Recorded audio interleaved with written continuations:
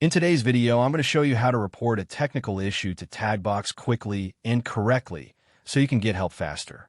First, go to the official Taggbox website and log into your account. Next, look for the question button and click it.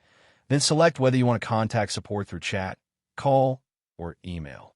Then click Ask Question. Now, clearly explain the issue you're experiencing. Include important details like what problem happened, when it started, which device or browser you're using, any error messages you see. If possible, add screenshots or screen recordings. This helps the Taggbox support team understand the issue much faster.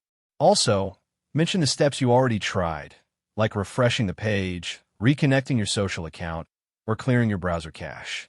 Before submitting, double-check your email address so the support team can contact you with updates or solutions.